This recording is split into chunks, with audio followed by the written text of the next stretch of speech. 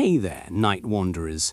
Welcome to The Sleepy Activist, where we uncover the hidden stories of resistance, solidarity, and collective power that change the world, one restful night at a time.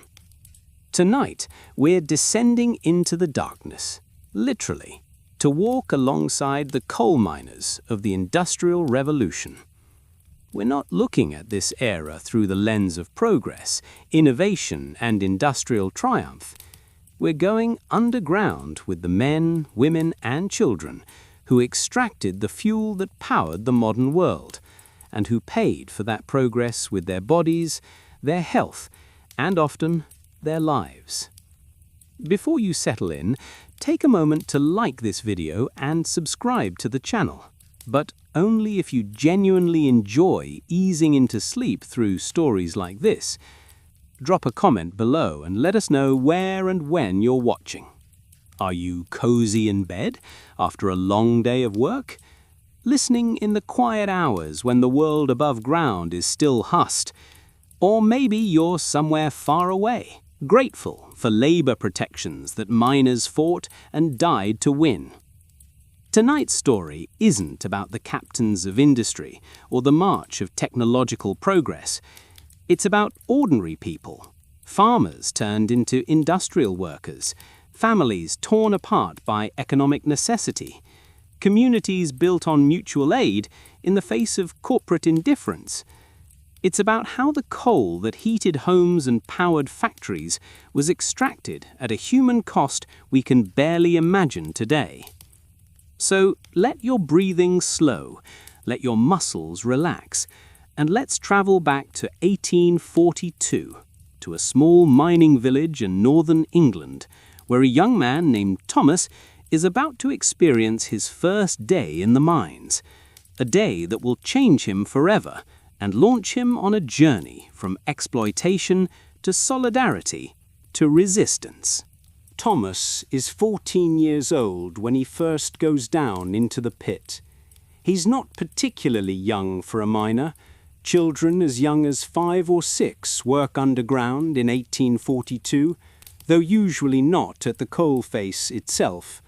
At 14, Thomas is considered ready for adult mining work, ready to swing a pick for 12 to 16 hours a day, in conditions that would be classified as torture by any modern standard. He wakes at 4 in the morning in the 2-room cottage he shares with his parents, 4 siblings, and his grandmother. The cottage belongs to the mine owner, provided as part of his father's wages. If his father is injured or killed, if he complains about conditions or tries to organize, the family will be evicted with nowhere to go. This is the company town system, total control of workers' lives extending far beyond the workplace. The walk to the pit head takes 20 minutes through pre-dawn darkness. Around him, a silent procession of miners moves toward the same destination. Men, women, children, some barely awake, some coughing from lungs already damaged by coal dust. Nobody speaks much.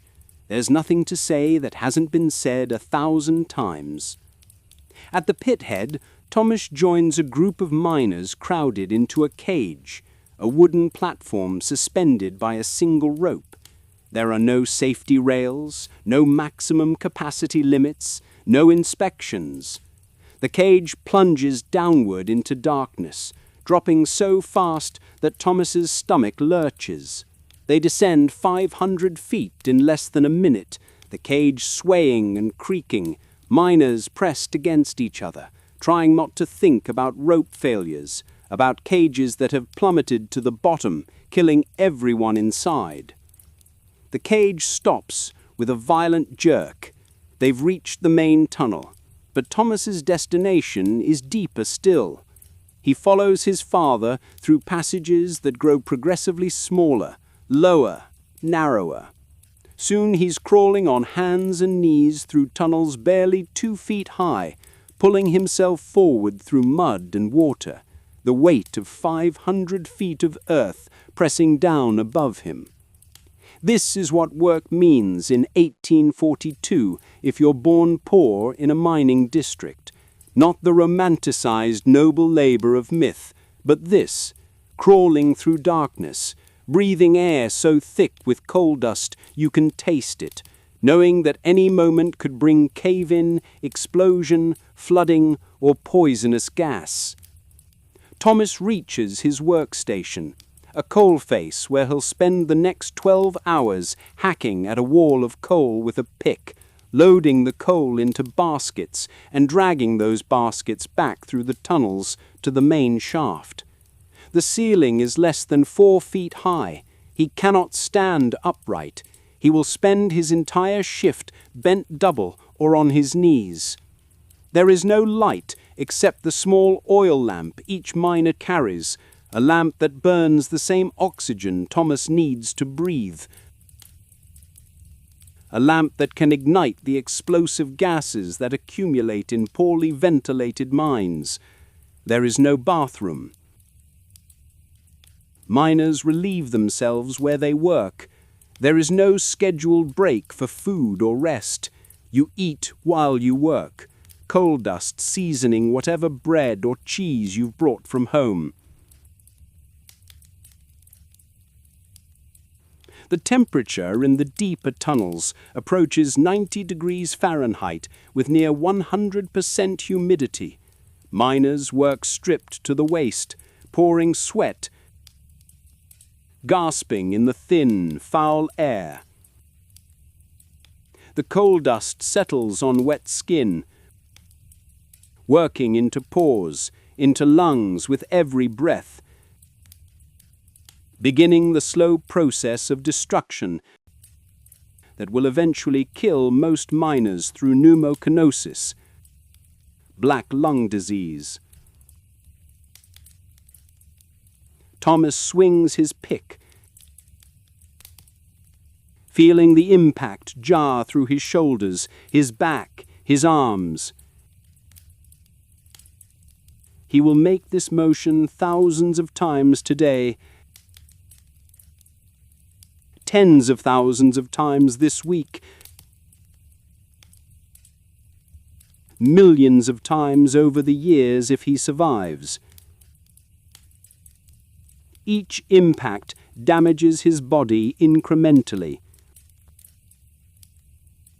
wearing down joints, tearing muscles, compressing vertebrae. Most miners are physically broken by their 30s, bent and crippled by 40 if they live that long. After 12 hours underground, Thomas finally crawls back toward the main shaft, his body screaming with exhaustion, his hands bleeding, his back spasming. He's earned about 10 pence today, roughly equivalent to $1 in modern terms, barely enough to feed himself, let alone contribute to his family's survival. But here's the trap, the system that keeps miners enslaved as surely as any chains. Thomas doesn't receive his wages in money. He receives tokens that can only be spent at the company store, the Tommy shop, where prices are inflated well above market rates.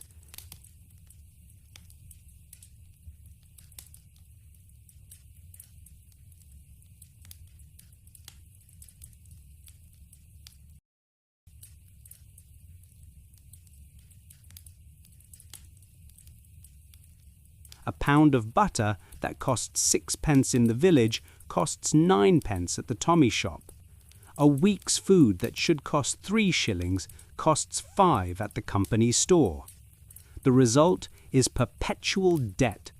Miners can never save, can never accumulate enough money to leave, can never survive even a brief period of unemployment.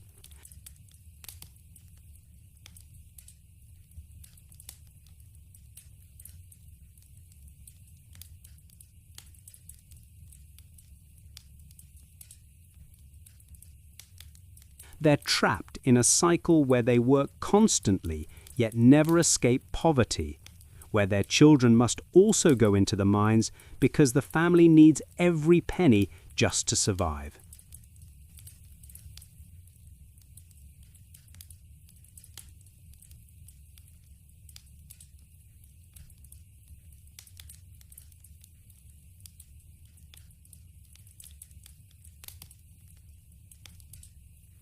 Thomas's family budget is typical for mining families in the 1840s. His father, an experienced miner, earns perhaps 15 shillings a week. His mother works part-time sorting coal above ground for 3 shillings. Thomas will now add his 10 pence a day.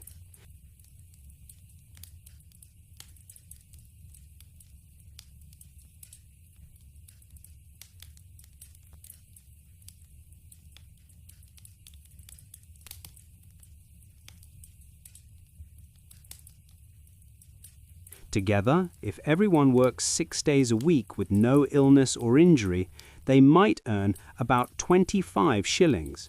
Their expenses: rent for their company cottage takes 3 shillings. Food for 7 people, even at starvation levels, costs at least 12 shillings. Candles and lamp oil for work and home cost another shilling.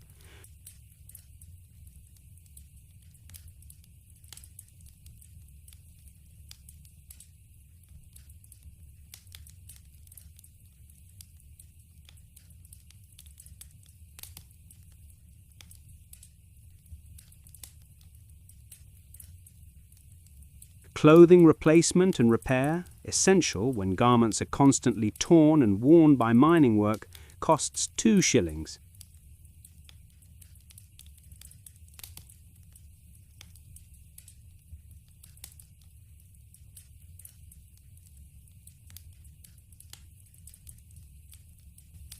If anyone gets sick, if any equipment must be replaced, if any unexpected expense arises, they go into debt to the company. And that debt is exactly what the mine owners want. A miner in debt cannot leave, cannot protest, cannot organize. He's bound as surely as any medieval serf, not by law, but by economic chains that are just as effective.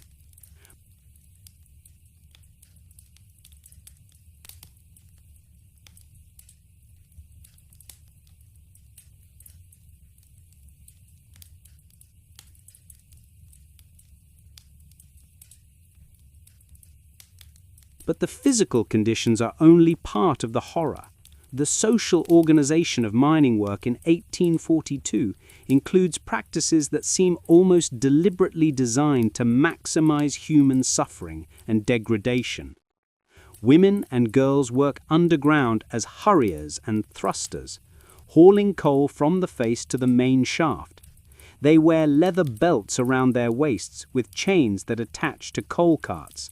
They pull these carts through tunnels on their hands and knees, sometimes for shifts lasting 16 hours. The work destroys their bodies, causes miscarriages, produces lifelong injuries.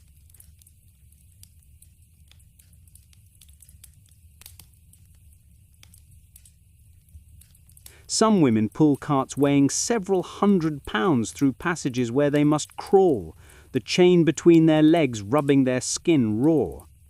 Children as young as 5 work as trappers, sitting alone in complete darkness for 12 hours, opening and closing ventilation doors when they hear miners or coal carts approaching. Can you imagine being 5 years old, sitting in absolute darkness, hundreds of feet underground, alone for 12 hours? Some children go blind from the darkness. Others develop severe psychological trauma. Many are found asleep at their posts, sometimes punished by beatings for this failure.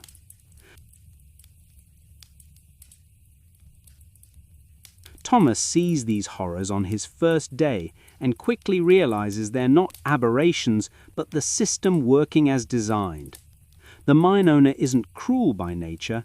He's maximizing profit in a system that treats human beings as disposable resources, where labor is cheap and life is cheaper, where there are always more desperate people ready to take any job, no matter how dangerous or degrading.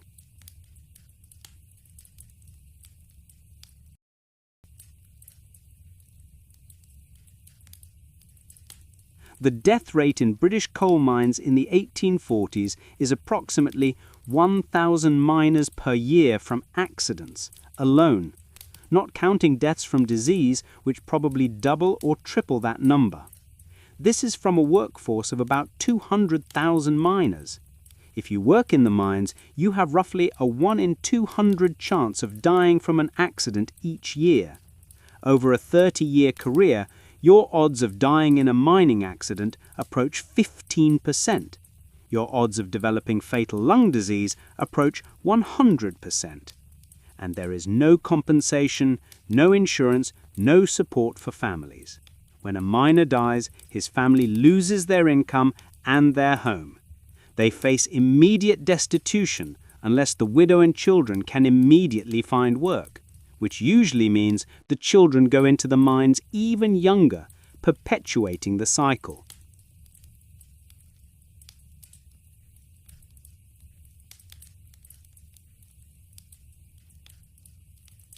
Thomas learns all this in his first weeks underground. He learns which tunnels are prone to collapse, which sections accumulate explosive gases, which pit ponies are worked until they drop dead and are left to rot inside tunnels.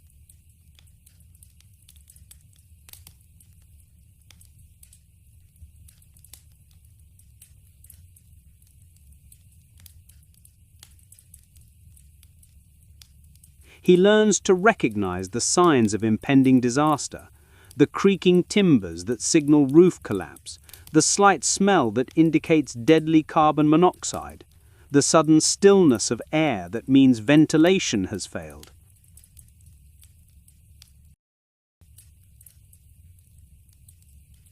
He learns which overseers are casually brutal and which are merely indifferent. He learns that complaining about conditions results in dismissal, that organizing for better treatment results in blacklisting, that resistance brings eviction and starvation.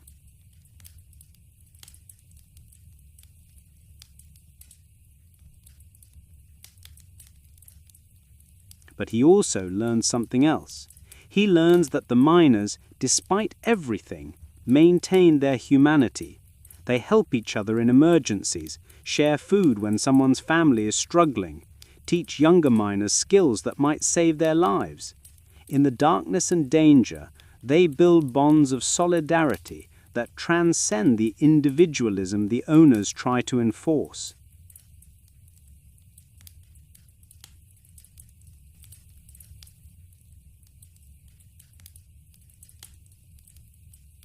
Thomas's education in mining continues through the seasons.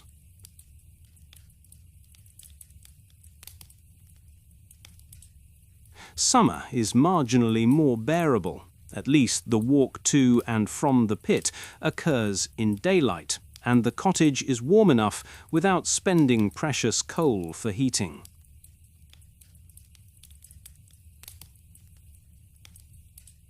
Winter is hell. The walk to work in freezing darkness, clothes soaked with sweat within minutes of starting work, the emergence into bitter cold at shift's end, the constant cycle of wet and cold that brings pneumonia, bronchitis, and death.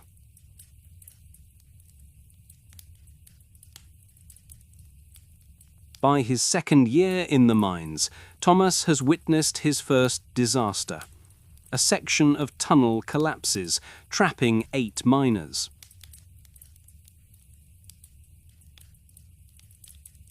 The rescue effort is slow and half-hearted. The mine owner calculates whether it's worth the expense of a major excavation, or whether it's cheaper to write off the trapped men and seal the tunnel.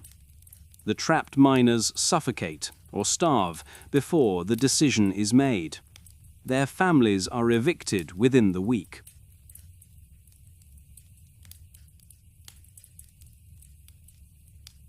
This incident crystallizes something in Thomas. The system isn't just exploitative, it's fundamentally anti-human. It treats people as disposable costs in an economic equation. And if the system is fundamentally wrong, then resisting it isn't criminal, but moral, necessary, essential.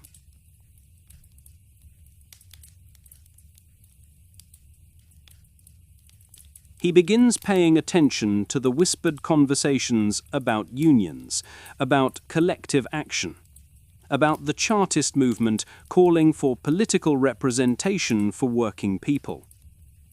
These conversations happen in carefully chosen moments, walking to work in the pre-dawn darkness, in the rare evening hours at the pub, in coded language that overseers won't understand.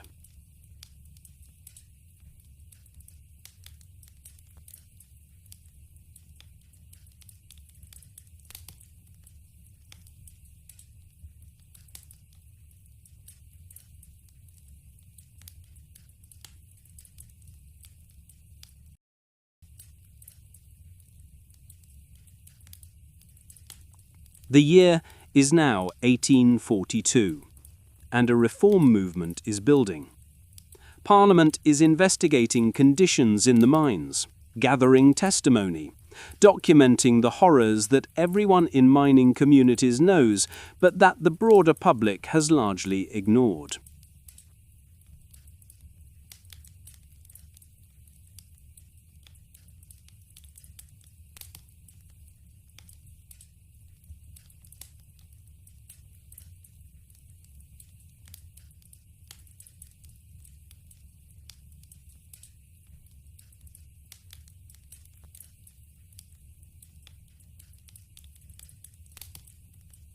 Commissioners visit mines, interview workers, collect evidence of children working in darkness, women pulling carts like beasts of burden, men dying preventable deaths. Thomas's mother testifies before the commissioners. She describes her work, her daughter's work, the conditions they endure. She speaks plainly about things she's never been allowed to speak about openly before.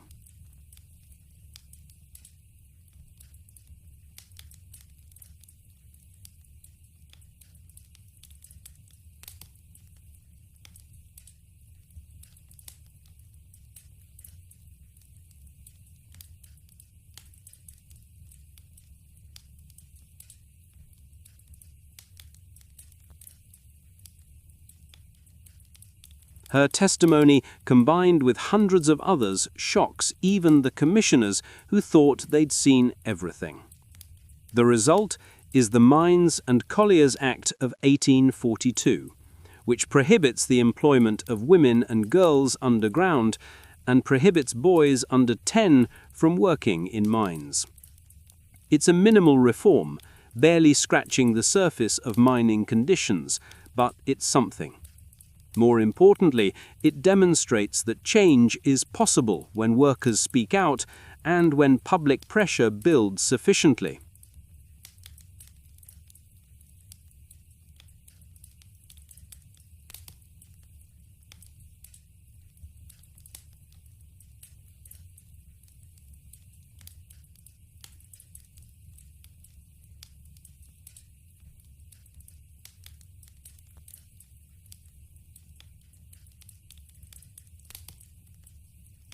But the mine owners don't accept reform easily.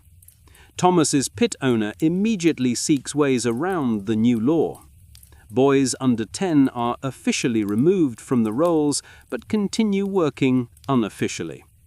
Women and girls are fired from underground work and offered above-ground positions at half the pay.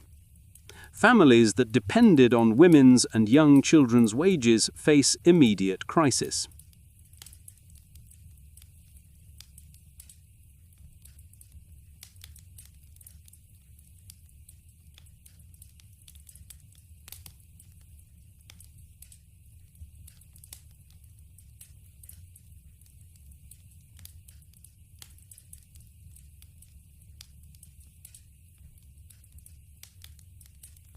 This is when Thomas truly begins to understand class conflict.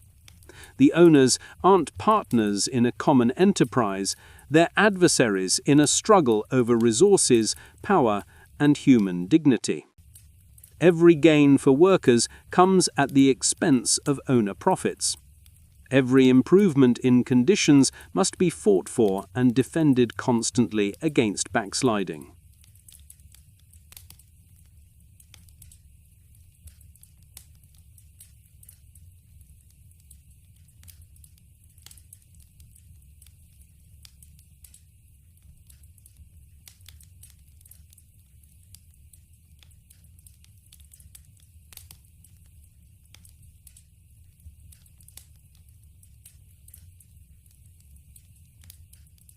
He joins a nascent union organization, meeting secretly with other miners to discuss coordinating for better wages and conditions.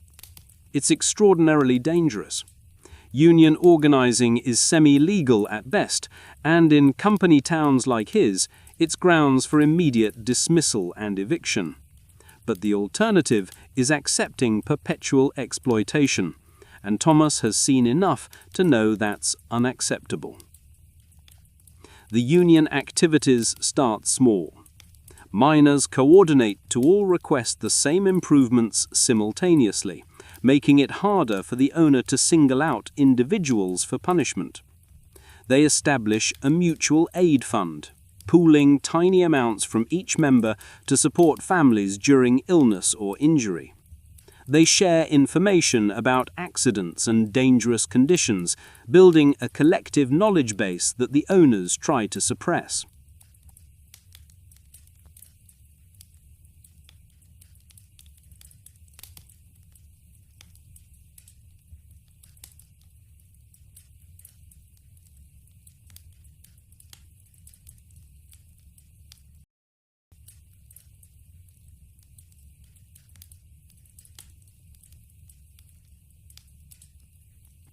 Thomas learns organizing skills from older miners who've been involved in labor activism for years. He learns how to recruit carefully, identifying workers who are both reliable and radical enough to take risks. He learns how to communicate in code, how to detect informers, how to maintain solidarity when the owners try to divide workers against each other. By 1844, Thomas is a recognized leader among the younger miners. He's 21, physically strong despite 2 years of hard labor, articulate enough to argue effectively, and importantly, single with no children, meaning he can take risks that married men with families cannot. The union decides to make demands: a 10-hour workday, company-provided safety equipment, an end to payment in tokens rather than cash, and a safety committee that includes worker representatives.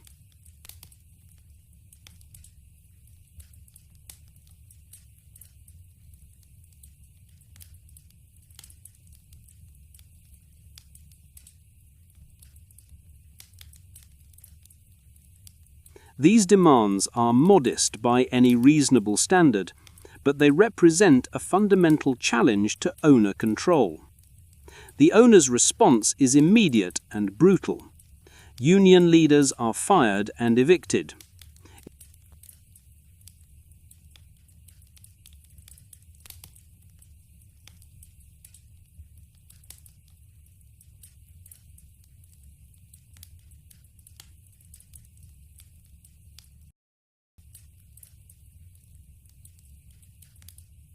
Informers are rewarded with better positions and pay. The local magistrate, in the owner's pocket naturally, threatens arrest for conspiracy. The company brings in replacement workers from desperate areas, offering them slightly better terms than the union members had, betting that poverty will break solidarity.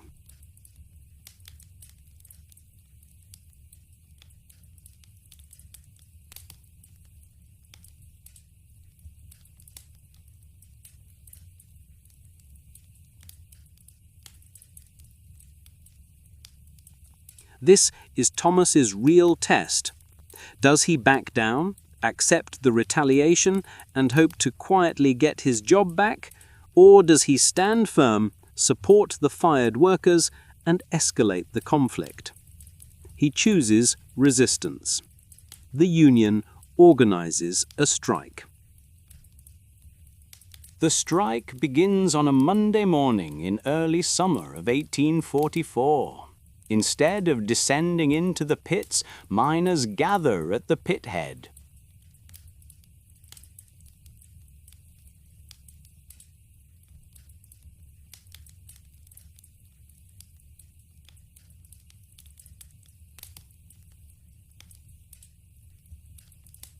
It's not a complete stoppage. Some workers, whether from fear or genuine disagreement, continue working.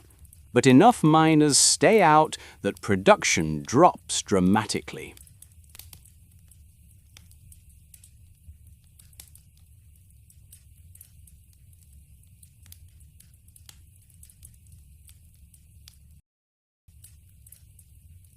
The first day is almost festive.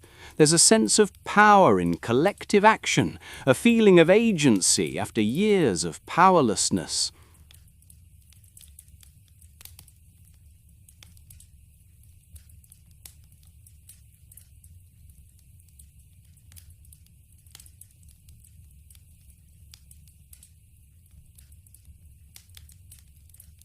Miners talk openly about their grievances, something they've never been able to do before. Their solidarity feels unbreakable.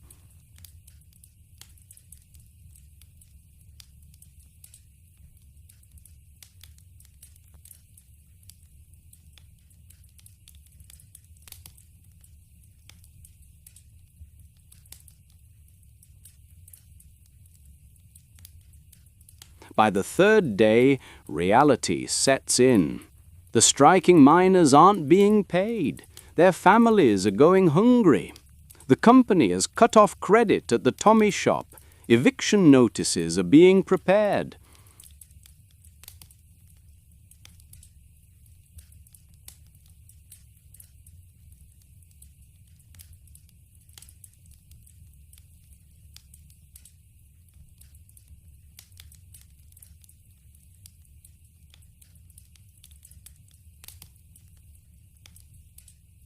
The festive atmosphere gives way to grim determination mixed with growing fear. Thomas and other organizers work frantically to maintain morale. They've established a strike fund, but it's pathetically inadequate. A few pounds gathered from miners who barely had pennies to spare.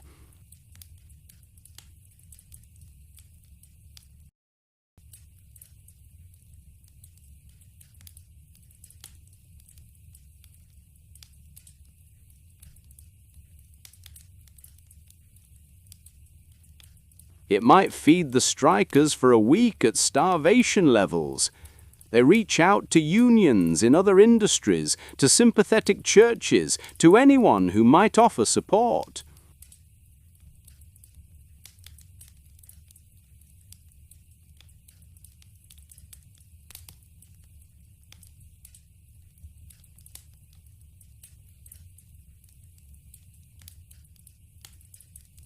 Support comes in small amounts from surprising places. Textile workers, themselves barely surviving, contribute what they can. A radical minister opens his church as a soup kitchen. Shopkeepers in the neighbouring town who aren't dependent on the mine owner extend credit.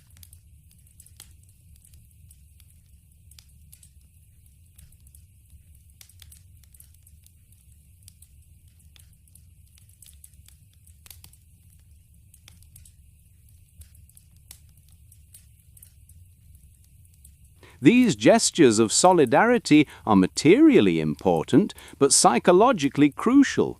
They show the miners they're not alone, that their struggle is recognized as legitimate.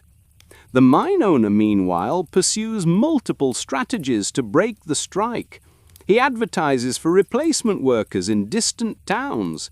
He appeals to the magistrate to arrest strike leaders for incitement.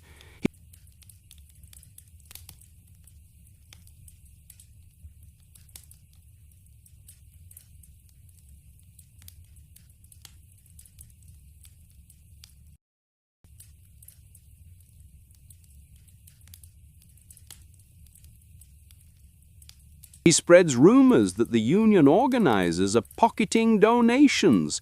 He offers individual strikers their jobs back if they return immediately, trying to create divisions.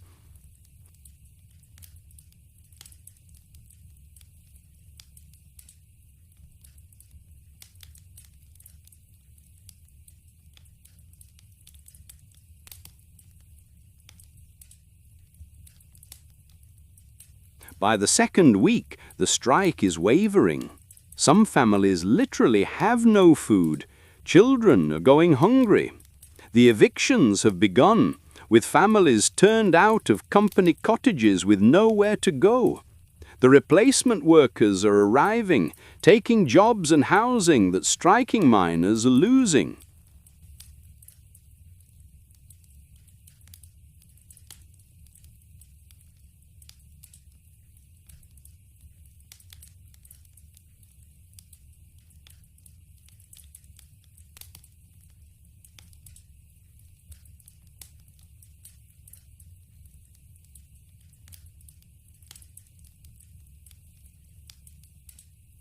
Thomas faces the hardest decision of his young life. He can call off the strike, beg for his job back and return to exactly the conditions he struck against. He can continue the strike, knowing families are suffering terribly and the outcome is increasingly doubtful. Or he can escalate, turning the strike into something more confrontational and potentially violent.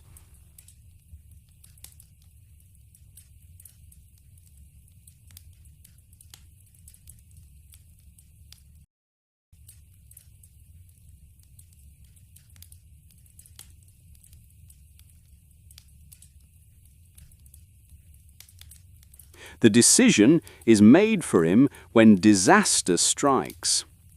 A group of inexperienced replacement workers, unfamiliar with the pit's dangers and inadequately supervised, triggers a gas explosion deep underground.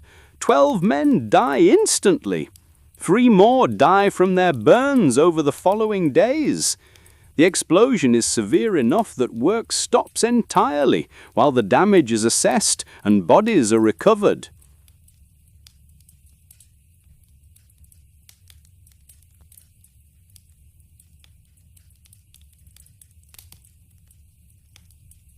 The disaster transforms the strike.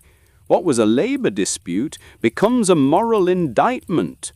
The explosion happened precisely because experienced miners who knew the pit's dangers were on strike, replaced by desperate men who had no training and no knowledge of warning signs.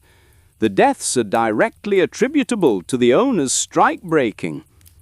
Public opinion, which had been largely indifferent, begins to shift. Local clergy condemn the owners' recklessness. Newspapers in nearby cities, always hungry for sensational stories, cover the disaster with lurid details. Reform-minded members of Parliament ask questions about mine safety in the House of Commons.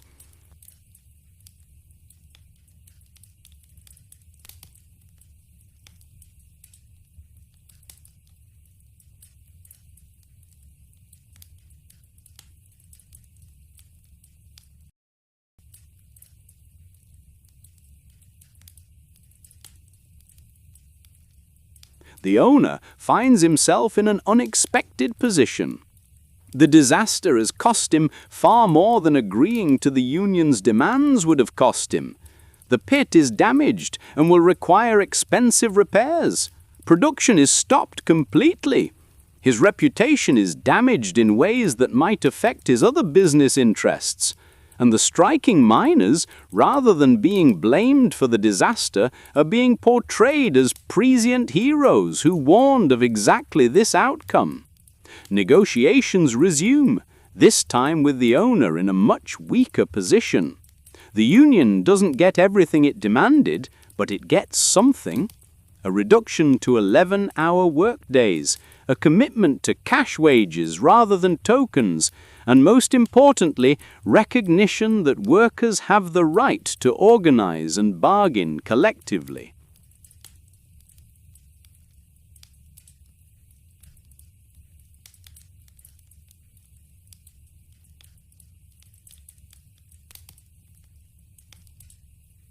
The strike ends after 3 weeks. Striking miners return to work not in triumph, but in the complex awareness that they've won a partial victory at enormous cost. They've proven that collective action works, but they've also learned how much power the owners retain. how willing they are to accept worker deaths rather than concede profits, how fragile working-class solidarity can be under sustained economic pressure.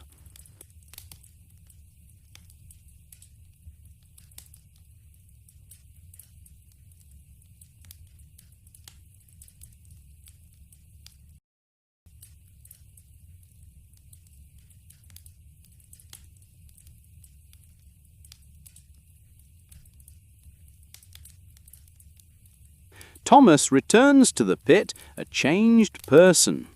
He's seen what collective action can achieve. He's also seen what it costs, how it's opposed, how easily it can fail.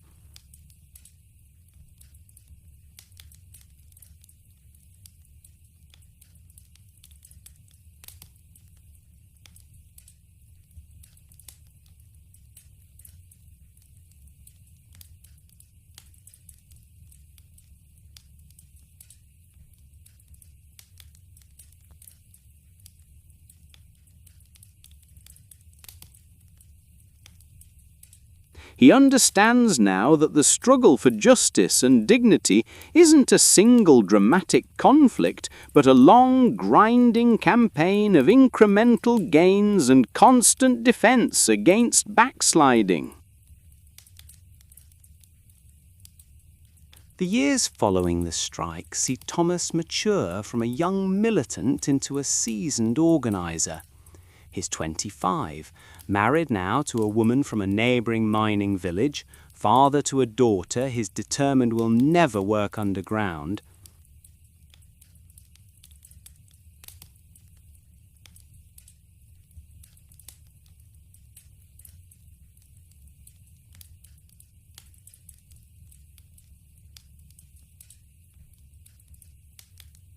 He's been mining for over a decade, his body already showing the wear. A persistent cough that won't clear, back pain that never fully subsides, scars from countless small injuries.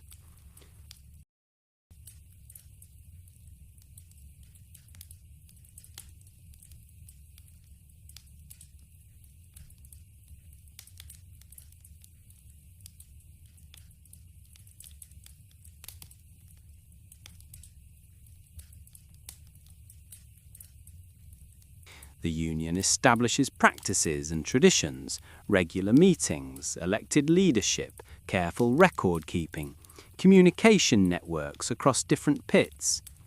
But progress isn't linear. For every advance, there's resistance and backsliding. The 11-hour day negotiated after the strike slowly creeps back towards 12 hours in some pits. Cash wages are paid, but the company store remains the only practical option for most purchases. Safety improvements are implemented sporadically and inconsistently.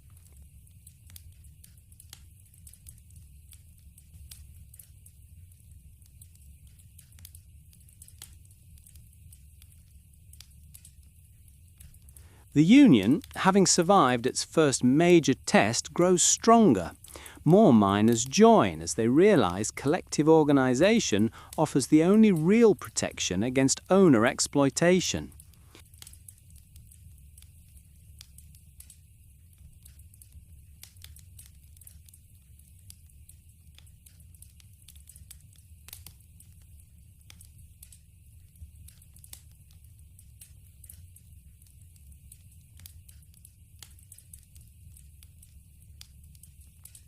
Thomas learns that victories must be constantly defended, that owners will take back anything they can, and only sustained organization and willingness to strike keeps gains intact. He learns that some battles must be fought repeatedly, that winning once doesn't mean winning permanently.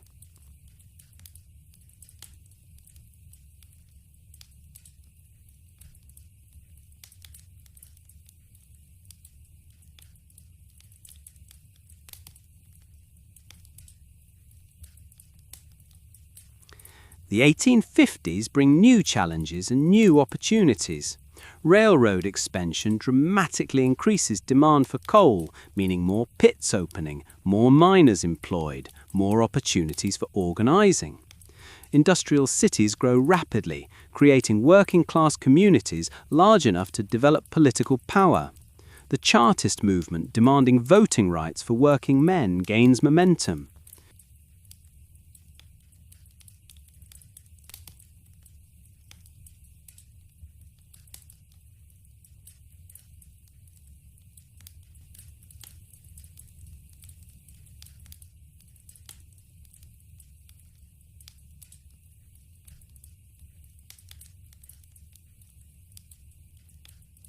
Thomas involves himself in these broader movements, recognizing that workplace organizing alone isn't enough. If workers can't vote, can't influence parliament, can't elect representatives sympathetic to their interests, then the fundamental power imbalance remains, no matter how well they organize at the pit level.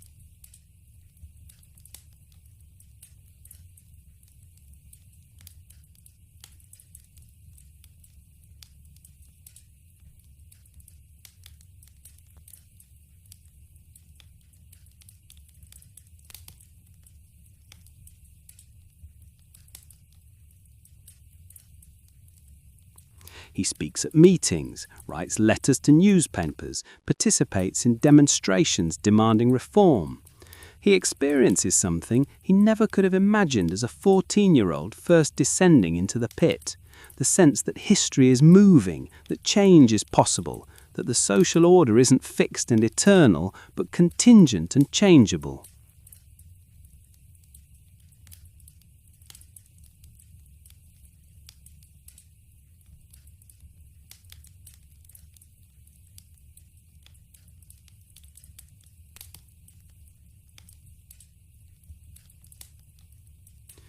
But the personal costs mount. His health deteriorates steadily. The constant coal dust inhalation is destroying his lungs. He coughs blood with increasing frequency. His back is so damaged from years of stooped labour that he walks with a permanent bend, unable to fully straighten. His hands are gnarled, arthritic, damaged by endless impact and exposure.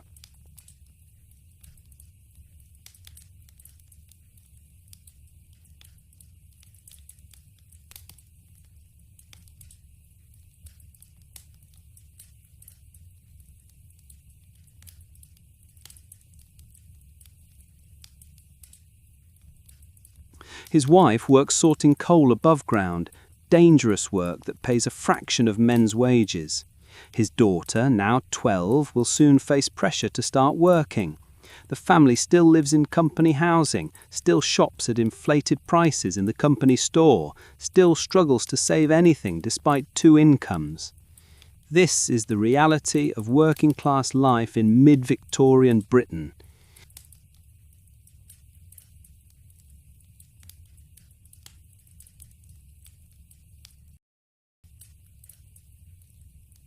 Even the successful organisers, the union leaders, the activists who win real gains remain economically precarious, one disaster away from destitution, trapped in systems that extract maximum labour while providing minimum security.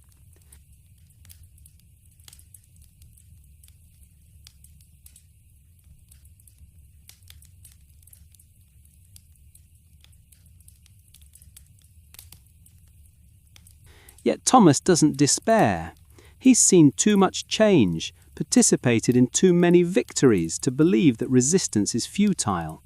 He knows that the 10-hour day he now works was unimaginable when he started. He knows that child labour under 10 is now illegal, however poorly enforced.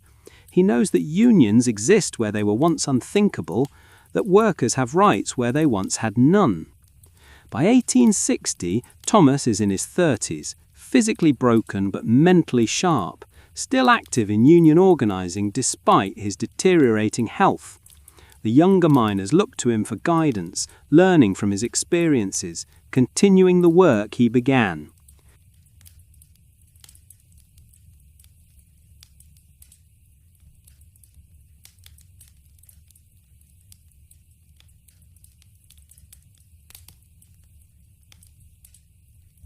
He's there when major strikes shut down entire mining districts, when unions coordinate across regions, when the movement achieves its first parliamentary representation.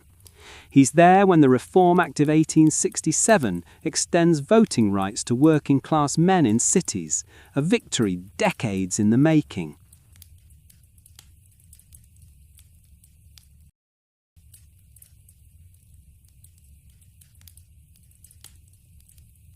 He lives long enough to see safety regulations strengthened, to see workmen's compensation laws passed, to see the legal restrictions on union organising gradually lifted.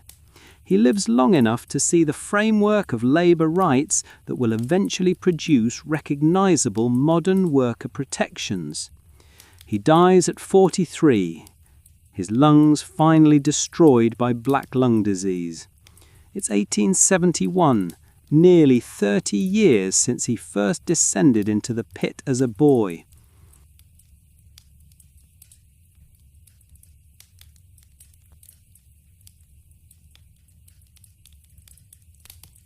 At his funeral, hundreds of miners gather, representing multiple pits across the district. They know who he was, what he fought for, what he helped achieve.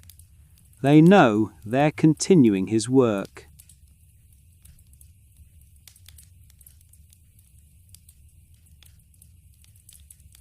Thomas's story is not unique.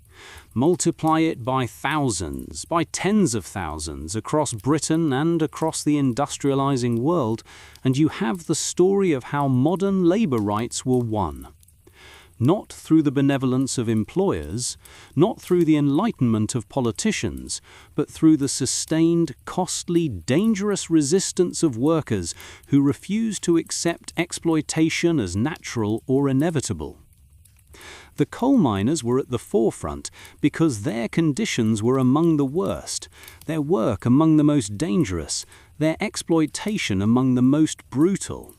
But they were part of a broader movement of industrial workers, textile workers, factory workers, railway workers, dock workers, all organizing, all fighting for dignity and rights, all building the foundation of the modern labor movement. The reforms won in the 19th century seem minimal by modern standards. The 10-hour workday, the prohibition on child labor under 10, the basic safety requirements, the right to organize, these are the bare minimum of worker protection. Yet they represented revolutionary changes in their time, one against fierce resistance from owners and government alike. Every subsequent gain built on these foundations. The 8-hour workday, weekend, overtime pay, workplace safety standards, child labor laws, minimum wage, workers' compensation, unemployment insurance, paid leave. None of these existed naturally. All were fought for by organized workers, often at great personal cost. The story of Thomas and millions like him teaches us several crucial lessons. First, that systems of exploitation don't reform themselves. They must be forced to change by those who suffer under them. The mine owners would never have voluntarily improved conditions, reduced hours, or paid fair wages. They changed only when organized workers made continuing exploitation more costly than reform. Second, that collective action works. Individual miners had no power. They were easily replaced, easily intimidated, easily crushed. But miners acting together, willing to strike, willing to accept short-term suffering for long-term gain, could challenge even the most powerful owners. Solidarity wasn't just a slogan, but a practical strategy for winning material improvements. Third, that progress isn't inevitable or permanent. Every gain had to be fought for, and then constantly defended against backsliding. The 10-hour day didn't automatically become the 9-hour day. It required new organizing, new strikes, new political pressure.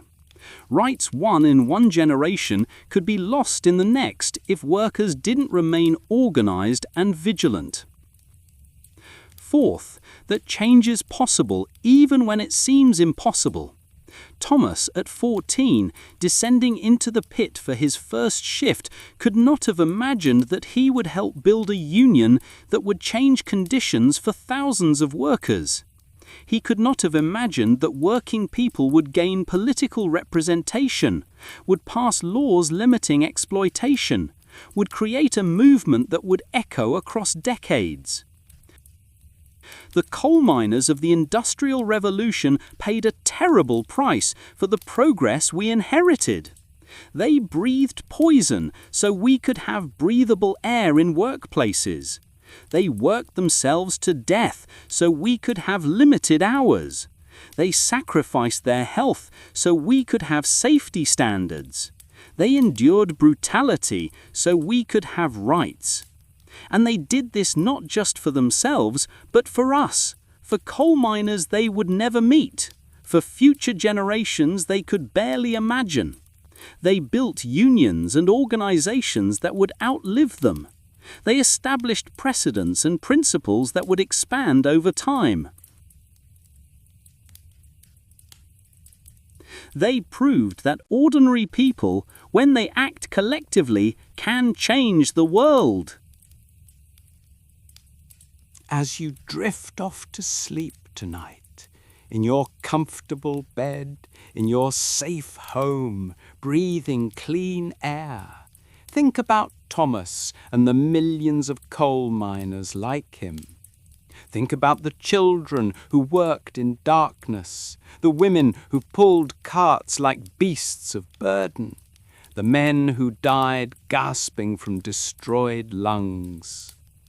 Think about how they endured, not just with passive suffering, but with resistance, with solidarity, with the stubborn insistence that they deserved better, that their children deserved better, that the world could be changed. The coal that powered the Industrial Revolution, that heated Victorian homes, that drove the engines and factories of the 19th century, was extracted at enormous human cost.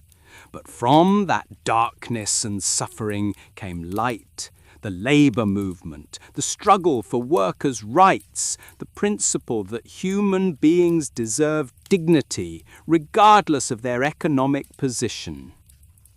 Every weekend you enjoy, every 8-hour workday, every safety regulation that protects you, every right you have as a worker, these exist because people like Thomas organized, struck, resisted, and sometimes died demanding better.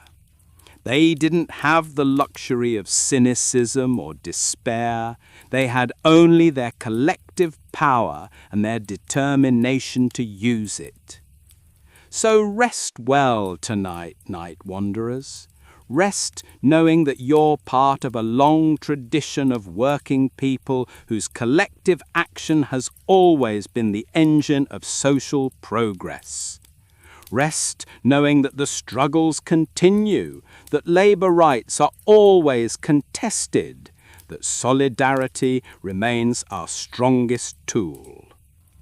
And remember Thomas, 14 years old, descending into darkness, 21, organising his first union, 30-something, dying of black lung disease, but having helped change the world in ways that still matter today.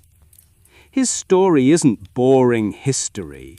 It's the story of how change happens, how power is built from below, how ordinary people create extraordinary transformations.